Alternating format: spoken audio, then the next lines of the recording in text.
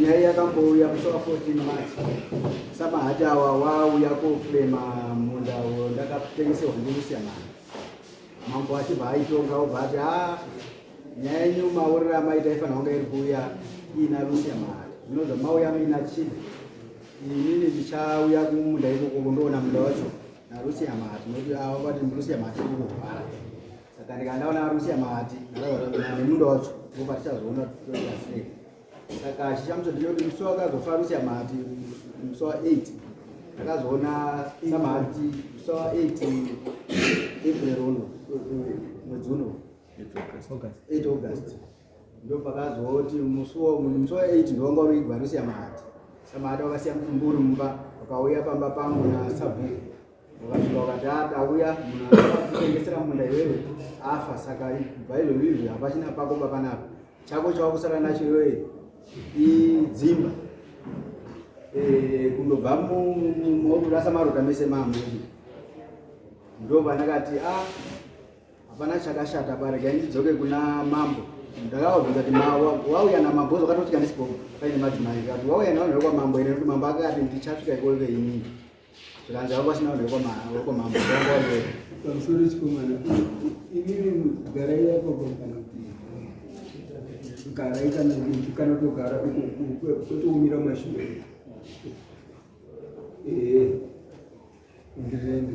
Saka munda uyu ndakautenga muna 2006 ndakautenga kuna Lucia ndakabhadhara mari anga ataura ndakabhadhara zvinhu zvikamu notengati wandei.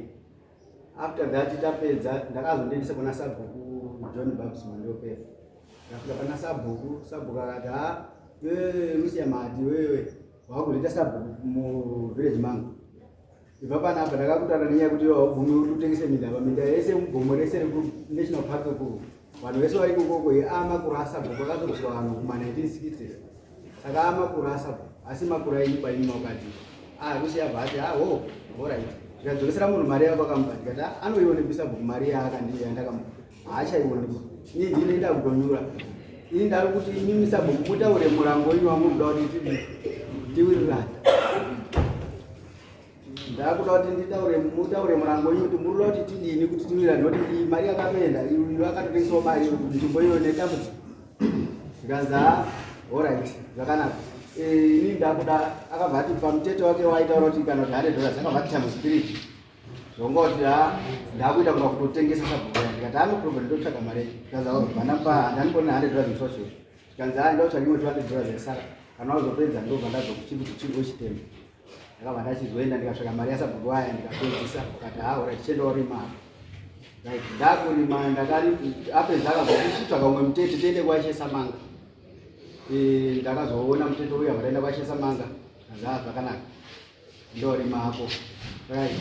Ndakarima munda uya shuwa chesamanga waya wakasvika pakufa Edward Mahati anobvira asungisa chesamanga uya asungisa Lucia kuti atengesa munda. Sabhuku waya akazosvika pakufawo futi Edward Mahati anobvira asungisa Lucia kuti akatengesa munda. Lucia wangainawo mukomana angaitwa Isgropus akasvika pakufawo Edward anobvira asungisa Lucia kuti atengesere munda right. Kuzosvikira 2014 ndo pakazoya Edward Mahati nasabhuku masikati wakasvika zvenanisikomba paine madzimai obva kuti atavai kuona Sachinda.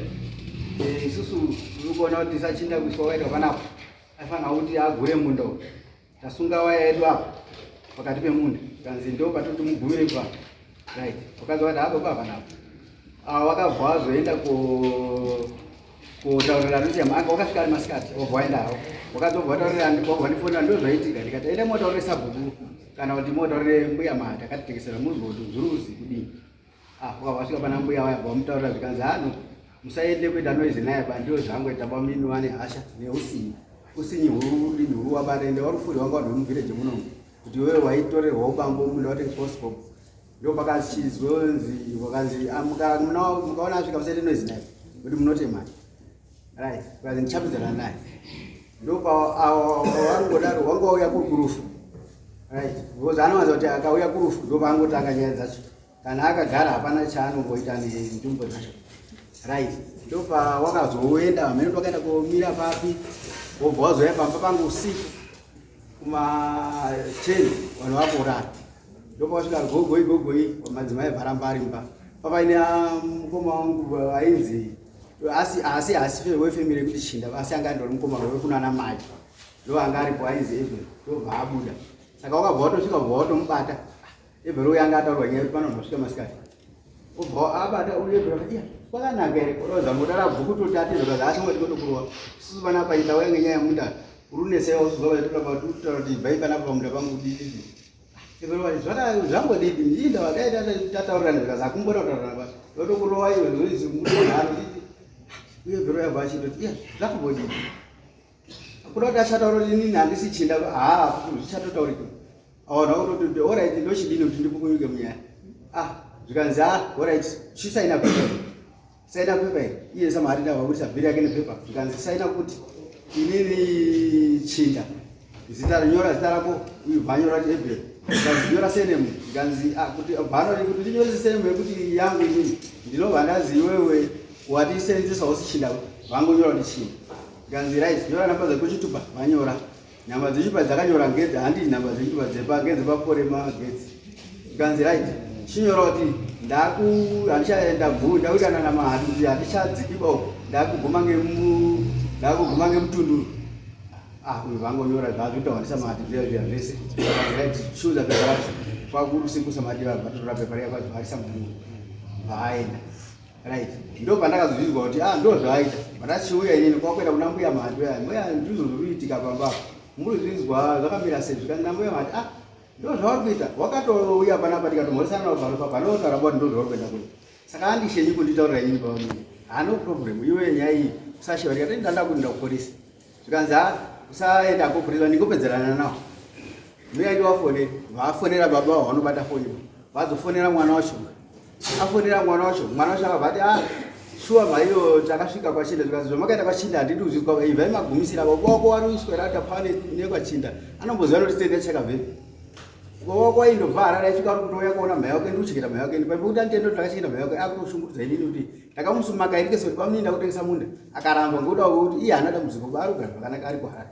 ini ndine matambudziko andisangana nawo echikadzi andisingagoni kuzosoro kwako that's why ndakatengesa munda andomuzvona zvikanzi munda iyoyo kana iyoyo mwana iyoyo wakaenda kubatsira wako kubata munhu pachindawo dai makaita ngozi uyo unomboziva nenhoroondo yemunda wacho here iwe wakazobariwa kwarusa zvikanzi orit sorry mai takashasha ndega nditaurire baba baba ndiyatandira kwazi rwataura baba wako kuti gagumisira kenyaya iyoyo mwana webva azochitaura shuwa baba atangazotaura naye baba adzike vachifonera chinda kutaura kuti zvotakaita sorry shuwa uyu akazofona uyo mahati mwana wacho zvikanzi sachinda very sorry yenyu nezvatakadini kuti papepa paya parakasiyana kupane nhamba dzangu zvikanzi sachinda sorry yenyu nezvatakaita shuwa dzadziri hasha dzavava kurazi vanhu vari kuvhireji kwenyu ikoko ndivakufurira baba vati kwazi makaruzwa ubambo makatorwa ubambo ngemukadzi aitengesa minda kurazi kana kuti minda dai mitori yenyu nomwe wari kuti dai iyoyo wabviswa kuti paite pamafuro saka ndiwo vari kufurira baba haadzazowirana baba kuti no iyoyo iri mahaku kwedu kuno nemagara etakaita kwarusape nemagara etakaita kuharare ti vanhu vane zviro zvavo hapana munhu achambofa akauya ikoko kuita zvekurima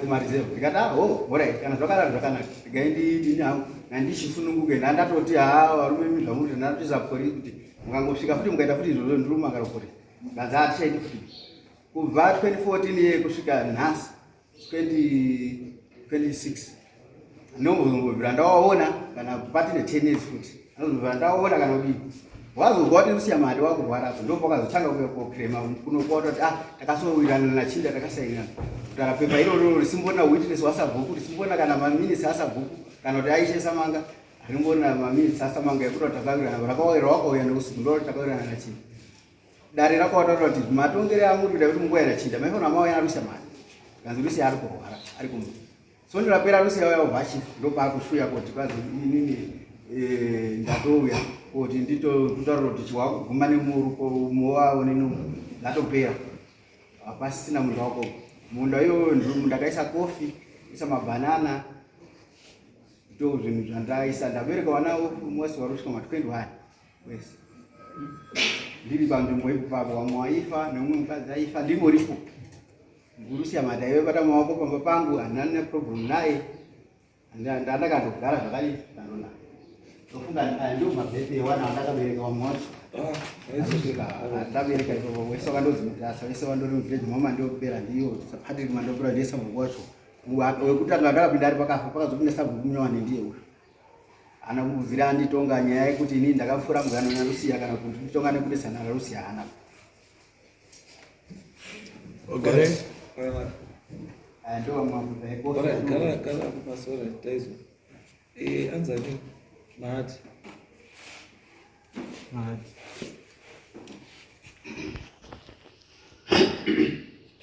Ni ya. Ana. Zataurwa zvese. Mahati Edward.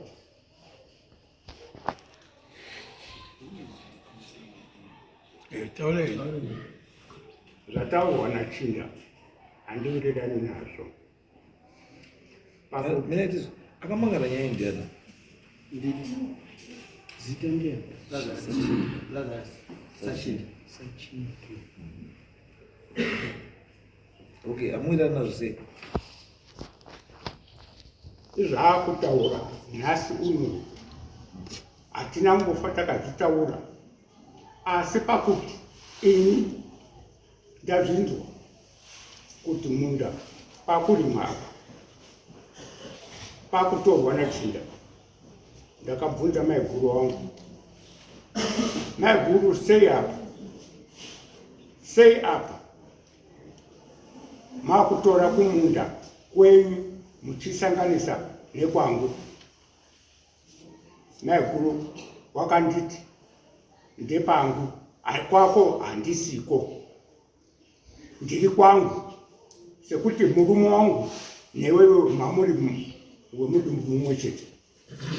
Saka uku kwangu ndiko ndatengesa, uku kwako kuriko. Ndakaenda kuna iyewu ndikataura kuna Chinda kuti Chinda chamari ndandina sekuru wangu wakafa. Ndikati Chinda uku wakwenda hakusi kwako, uku wakatengeserwa ndiko kwako, munhu wakakupa ulipo. Ndagara ndakaramba ndichienda ndichiti tichandwanana. Ndikazokwira naSabhuku. Sabhuku akataura kuti iwe Chinda uku wakatengeserwa rema, kusiri kwako siyana nako. Ndakasiya yakadaro. Chinda akaramba achingori. Ini ndazoti ndazomuendera kumba kuti Chinda tichifunga kuti tinonzwanana pakutaura. Chinda akaramba Chinda. Adaro kudaroko ndikazona unga munhu ari kuendera mberi uyu. Ndikati Chinda izvo taakuita ngezvekuti ndakukunyoresa pasi. Saka ndakamunyoresa pasi. Akatenda iye ega nemuromo wake kuti ndichasiya kwako iwe Mahati, uko ndakatengeserwa naRusia ndicharima. Tikati munhu anozwisisa. Takaramba tichikodaro, haana kunzwisisa. Saka ndazofunga zvino munguva ngatiende kwamambo. Tikazouya kuno kwamambo kutaura nenyaya iyi. Ndikabudisa katsamba kangu ako ndakapa kuna mambo. Apa akasaina iye pachiri rake.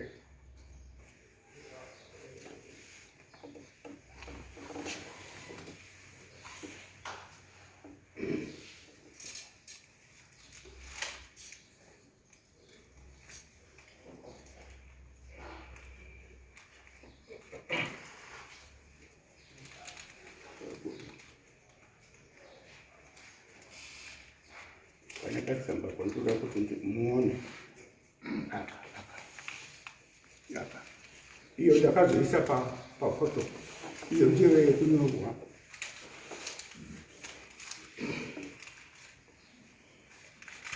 Saka tauya kunoku tataura namambo. Mambo akatiti pamunda penyu izvi takapuwa, gara uri iwewe enda wabvisa waya yako yawakaisa, usiye kwaMahati, urime kwaRusiya. Makataura namambo uke Pano mune judgment. mati Makatopuwa judgment hatisati tapuwa tsamba, musitapawe pano. Yakapinda kunyaya. Musafa kuti machi Yakatopinda mudare muno. Ikapiwa judgment. Mukataura mambo. Makati ndichauya ikoko inini ndione Russia mati zvino mati muheri ndikuona mundo wacho kuti unoitwa activity ipi. Saka usati kwauyiwa. Saka musati mauya ba Russia akabvachiwa. Awa ndobva wachiuya. Pauchiti Russia waitemba ndiye afa. Saka which means iwe hapana chiwo chahwina ba inini ndakutora ndautoguma nedzimba dzako.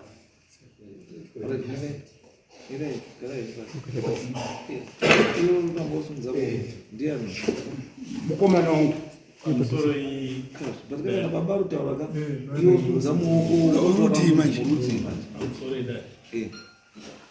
baba wangu vane kanoso kumema kanenge kari zvinenge zvakanaka kuti kutanga kwenyaya iyi ndakanga ndiripo zvese richiti Edward Mahati kutanga kwenyaya yese yekutorwumira kwese ndandiripo ende ndaifamba nawo baba.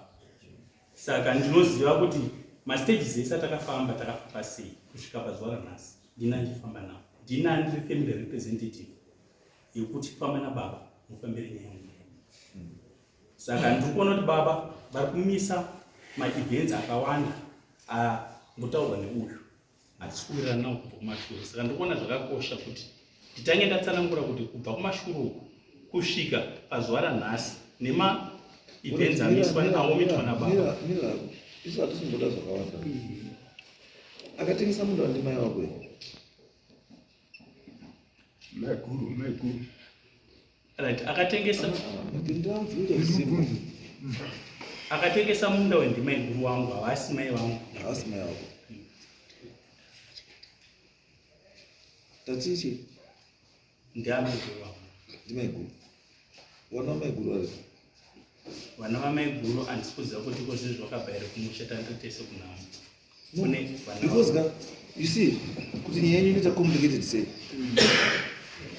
Inoita complicated kuti mukufaitira chinhu chivanhu vacho vasimbo. Kuti chamufaitira imi Mahati naSachinda muridzwa kuti chaicha yavo muridzwa inyaya. Because issue iripo ndekuti pane issue yekuti saida mai guru akatengesa munda wamainini. Ndizvo? According to narration iri kuitwa, yes, zviri kuita sekuti mai guru wakatengesa pawo asi wakabatanidzira nepisi yamainini. Ndosaka ndikuti pari kuda representative yamai guru inotaura kuti zviri kutaurwa neava ndizvo kuti handizvo. Because ndingaitonga sei kana pasina ari kubira wachitaura kuti pamai wangu shuwa ndipo apa kana kuti handipo, kana kuti uyu paari paakaguma ndipo chaipo chaipo pakapiwa namai. Because pano munhu anofanira kunge ari kukonfirma kuti uyu pakapiwa namai ndipo here kana kuti handipo. Because according to this agreement iri kuti ndiri kubvisa zvirimwa newaya zviri kumunda wasaMahati, tichiguma apo akaisa waya ndatenderana nazvo. Iyi waya yakaiswa naMahati. Itsamba iyi wakasvika usiku na10 dzeusiku vanhu vaitoita urara. Musupindura agreement iri kutaura kuti ndiri kubvisa zvirimwa newaya zviri kumunda wasaMahati, tichiguma apo akaisa waya. Ndiabhero akanyora muzukuru wangu akanyora ari kunyoreswa ndiSaMahati wakasvika usiku. Hausi wakanyora. Ndiabhero akanyora tsamba ndiyo here. Saka inoshanda ava agreement sei Abhero asiye mudzi yemunhu. Abhero asi akatenga munda. Andizvo? Akatenga munda. Ngobvisa mabanana aroramisa Teerera. Tiri kuenda mbichana. Ndiri kuti inini muridzi wemunda ndiwe, haasi Abel. Ndizvo? Saka Abel anogonyora agreement sei on your behalf. Kana kuti mimi mainyoresa Abel sei agreement iyi. Asiye muridzi wemunda. Musinganyoresa agreement nemuridzi wemunda. Wana mahanti wakananga paAbhero sei wairega unanga pako iwe. Ari pamba ipa. Imvunzo yeimba musoro pindeni. Munhu wamunonesa naye nhasi mukoti muno. Uruzwa? Munhu wamunonesa naye mukoti muno nhasi ndeuyu. Handiti. Uyu ndiye wamunoti ndiye ane muda wenyu. Handiti. Asi agreement handiye akasaina. Asi dai wakauya masikati. Mira mani. Sikatane basa ile.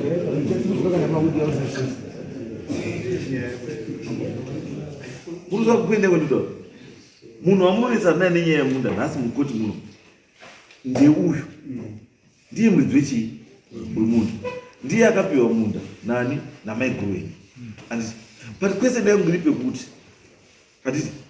Saka imimi kana maiziva kuti uyu ndiye muridzi wemunda akapiwa namaiguru. Sei mainonyora agreement naAbel asiri muridzi wemunda? Abel ari kupinda baba.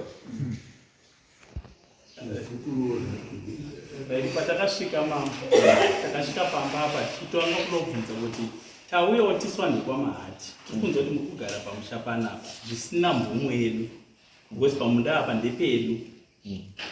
Takaona vakadzi vake Makasvika kumanguva. takasvika dziri kuma 33. Takasvika tine muzukuru wedu anowa akanga aripo pakutengeserana kwakaita maiguru nauyu anonzi Filimoni tiri wedu. Izwai baba. Muruzai baba. Don't involve people munyaya wasinei chekuita nenyaya. This case is between Sachinda nani naMahati. Handiti. Isu toda kuti tione kuti nyaya iyi tinoigadzirisa sei pakati paSachinda nani naMahati. Asi chatoda kuona kuti akambopa munda angaine kodzero here kupa munda. 1. Handiti. 2. Agreement iyi to me haina zvainoshanda mundani munoko. Because munhu akasaina apo kao haana kupiwa power fatoni kuti asaine on behalf of this guy. Handiti. Akangosaina kuti takutobvisa waya takudi imwe patoti agreement yakanaka. Handiti. But handiye munhu wamakabira naye mukoti muno nhasi. Handikamuona kuti Ebhero uyo akapinda sei ndotsvanoda kuzwa that Ebhero kuti azosaine uyo muridzi wemunda uyu asiya akasaina. Because kana muri kuryisana naSachinda imimi anosaina kuti tawirirana munowirirana naSachinda. Ko Abhero mubvunzo munoda kundipindura munondipindura ndinamba ndikubvunza kuti ko Abhero uyu ari kuzoya kosaina mapepa aya wabvepi? Abhero isusu tandisingamuzivi kuti Abhero ndiupi. Saka takakwanisa kusvika pamba tichibva tati tiri kuuya tiswanirwa mahati dziri kuma 33 24. Masvika pamba Muhammad. Tichibva tanzi Abhero hapana. Takasvika tikanzi hapana Abhero. Takaona vakadzi vake 3. Tikanzi Abhero hapa. Tichibva tadzoka kechi2 ndopatakazosvika tichibva taona Chinda ari. Mirai baba. It's not about time. It's about the reason yekuti Ebhero mamuri mutsvagirei because Ebhero ane chekuita nemunda uyu. Ebhero muri mutsvagirei. Aiwa, because izva zvinotara pamunhu. Ngatisatenderere. Handiti. Nyaya yemunda iri pakati paMahati nauyu. Uyu anonzi Abhero. Unonzi Abhero. Aiwa tikobvunza mundozokupa tiende panyaya straight. Handika. Murutenderera. Uyu haazi Abhero bauyu. Handika. Ndosaka tati Abhero simba rekuti azonyore agreement on behalf uyu iri papi. Aiwa kandisando munonoka kusvika pakuzotora. Mambo takasvika pamba kuma 33 tataona Chinda yange yato second time chisvika bataona Chinda achibva ataura tikati huona pawakaisa waya panapa hapaziripo munda wakaona kupi. Aka ndakatengeserwa namaiguru Rusia ndiye akanditengesera. Wakatengeserwa mari ndakatengeserwa 8 bags. Tikati ukakanganisa Chinda haungatengeserwa musha unoti wekwaMahati. Musha unotongwa wechirume. Ungaita agreement sei nemunhu wechikadzi? akati inini ndozvo ndakangowirirana nawo wakatengeserwa mari tikati zvino isusu vanhu kwamahati kuti wakupinda kumunda saka unofanira kubva pamunda pedu ndo mataurira takaita tikati bhaundari riri apa ndepane waya apa urikuona pakaisa waya apa wakatopinda mukati nekuti mai guru mundaona wakadivhaidwa into 3 families zvichireva izvo kuti murume walusiya baba vangu nambuya mahati vari 3 saka uyu akatengesera 1/3 of the land but anga encroacha kuenda kusiri kwake tikati maboundaries kana zviro zvamakawirirana haufaniri kungochisa waya yako pana bhuza ndipo panenge pambaine maboundaries waya yako yapinda mukati saka unofanira kubvisa waya yako uise uko kumutunduru akati zvakanaka takatosvika patori newaya yange yakatoiswa kare tikatoti waya haizivo pairi zvekutoti pane waya yepapapo yange iri almost 1/3 but yange yadarikira kutaura kunokuwa nhasi kubva panapa paine laini irororo ari mapesi saka tikawirirana naye tikati right isusu tasvika panapa wawirirana zvakati ndandisingazvizivi tikati saka isusu tinosaindirana pasi tikasaindirana naye pasi isusu kutizive kuti uyu ndiabheu uyu ndilazarus hatizive but tisakasvika chiraidzo tisuwa mahati wepo waridziwe ndosaka ndataura It's not an agreement. It's not an agreement because makasaina agreement nemunhu arikufambira kubhawa munhu arikubvirawo kubhawa arutotsvagawo murapi moenda kusainisa agreement haipana agreement iri ati pasvika chibvasaina It's not an agreement. izvo yazvitokutaura muri kuinsista kuti agreement isingashandi tiri kuti isu panofanira kusainiwa naJohn pakasainiwa naPeter saka tiri kuti kuna John hazvichadii hazviapply Munodzoka panyaya. tiri kuti ngatidzoke panyaya yenyu imimi iyi zveagreement hapana ba Ndio munhu akasaina asemi. because munhu akasaina handi chii Iwe unoteerera. handizvoba zvo Unoona yo imba yako inotengeswa ine munhu asvikirwa pamabako. Let's think and can your house be sold by a person who is just at your house? Or you don't know sign you were the person. because Abel handi akatsvaga munhu akatsvaga chinda ndiye akawirirana namai ndiye akapa fertilizer ndiye akapana fertilizer nani namai whatever zvawakaitana nani namai saka munhu iyeye chinda ndiye ane chekuita ne whatever chinouya pachakatasana nechii nemunda iyoyo and no one else indi pane pamwe ndikukoreti pauri kutaura iwo uchiti isusu wana mahati tisu tine right yekudecide kuti who owns what and who owns what mukadzi hauiko distribute ayo mukadziyo kana minda yanga iri yemurume wake Yeah. ndiye surviving spouse Ane right. ndiye surviving spouse ndiye anosara achishandisa minda iyoyo nechii zvese andizvo because minda yanga yakatodivhaidwa umwe naumwe akapiwa pani pake ende vanhu vanofanira kungokamira panapa vachitaura nenyaya yemunda iwowo ndiwo vandataura wana wamaikuru kuti wana wamaikuru waripi wazvimirire because ndo mabeneficiary estate yani yababa wavo noti vamwe vanhu vese vamukutaura wana wamaikuru vanofanira kunga wari apa wachitaura kuti zveshuwa parutaura navabamuninavo kuti ndo patoguma ndo patoguma kana yadaro handika taakuchitangira pavi ipapo kuti wona sachinda kwawazoenda kusachinda handichii handiko mai wakazokanganisa mabhaundari riri papi riri apa handika ndinikatada nyaya yadii yatopera but zvamuruita manje you are bringing the wrong people wrong information to court isikatibatsiri kuti kusikatibatsiri kukoti saka ini chandakukumbira chamakufanira kuita endai mutsvage wana wani wamaiguru wana walusiya sachinda nani nemi nasabhuku murudzika rine kuondevhari chitatu musi wechitatu munge muri pachii pamunda ipapo